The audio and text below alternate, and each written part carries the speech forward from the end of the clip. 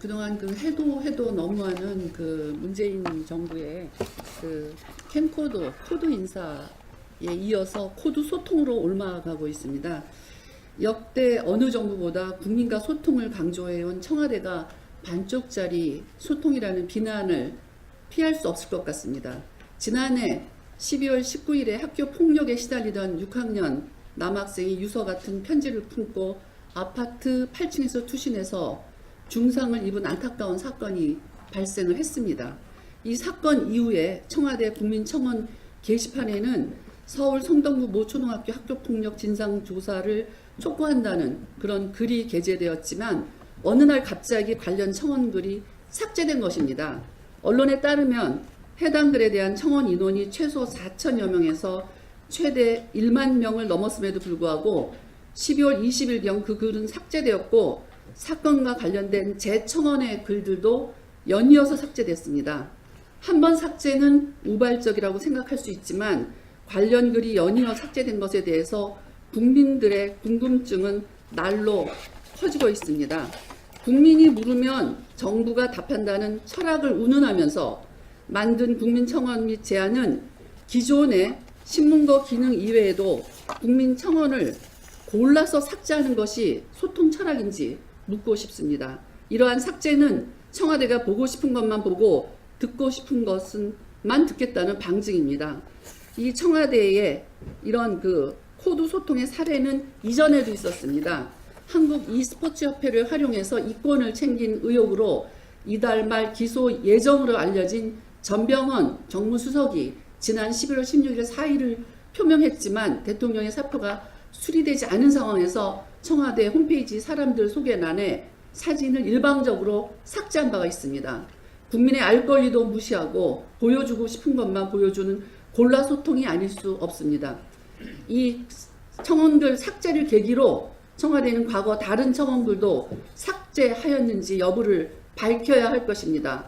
더 나아가 청와대는 청원글 삭제의 기준과 원칙 그리고 사유도 국민 앞에 공개해야 합니다. 청와대는 높은 국민 지지율이라는 자아도취에 빠져서 국민을 편다르고 국민을 소외시키는 실책을 경계해야 할 것입니다.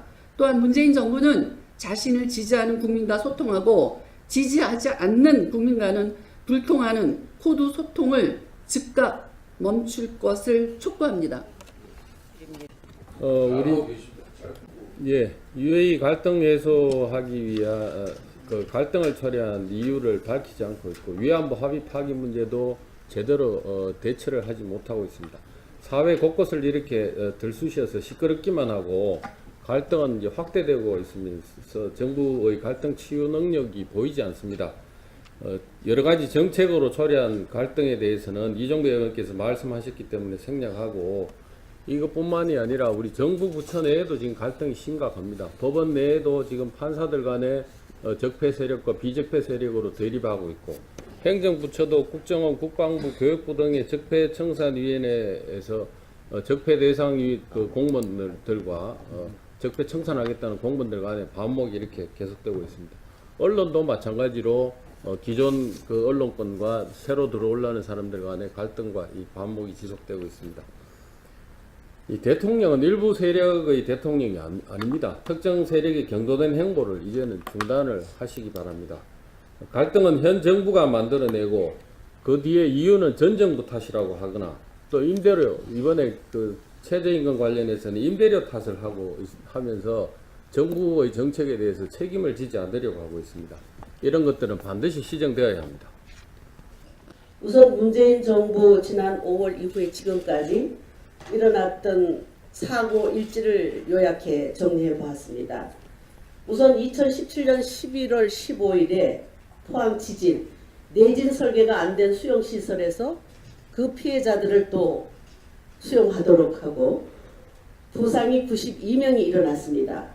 그리고 2017년 12월 3일 영흥도 해상 낚싯배 전복으로 인해서 늑장 출동으로 인해서 골든타임을 놓쳐서 40분간 그 피해자들, 사상자들이 고립되도록 만들었습니다. 사망자가 15명입니다. 그리고 2017년 12월 9일 용인 랭크 사고가 일어나서 국토부에 관리 소홀, 평소 안전 점검에 대한 문제가 대두되면서 사망자가 3명, 부상자가 4명입니다. 그리고 2017년 12월 19일 평택 레이크 사고 또한 일어났습니다. 국토부의 관리 소홀로 안전 문제가 대두되었습니다. 그리고 사망 4명, 부상 3명입니다. 특히 2017년 12월 21일 제천 화재 참사에서는 최악의 안전 문제에 대한 이 정부의 대응으로 참사를 자초했다는 국민들의 실망과 국민들의 공분을 사고 있습니다. 피해 보상은 둘째치고라도 사망자가 29명, 부상자가 36명입니다. 그리고 2017년 12월 25일 광교 신도시 건설 현장 화재 역시 늑장 출동이었습니다. 이거는 사망자 1명, 부상자 14명. 그리고 2017년 12월 31일 추자도 해상에서 어선이 전복되었습니다. 역시 이것도 안전 문제에 대한 국민들의 공분이 일어나고 있습니다. 사망자 2명, 실종 1명. 문재인 정부는 국민이 재산과 생명에 대한 기대와 희망을 특히 세월호 참사를 편승해서 태동한 정부입니다. 적어도 문재인 정부는 이 안전 문제와 국민의 생명은 지킬 줄 국민들이 알았습니다. 그런데 문재인 정부 들어와서 사망이 54명, 부상이 154명, 실종이 1명, 이런 엄청난 안전 불감, 안전 불능 정부로 바뀌었습니다. 지난 문재인 정부가 정부 조직을 개편했습니다. 그동안에 장관급으로 해서 폰트럴 타월로 국민안전처를 전문성을 높이겠다라는 목표로 3개 부처로 이것을 나눴습니다. 재난복구, 이재민 관리는 행안부로, 그리고 소방본부는 소방청으로, 해경본부는 해경청으로 이렇게 나누다 보니까 지금 결과가 어떻게 되었습니까? 오히려 집중력과 국민 안전에 대한 종합 컨트롤 타월, 그리고 재난에 당했을 때의 매뉴얼이 3개 부처가 서로 연계가 되지 않았습니다. 다시 한번 문재인 정부에게 촉구합니다.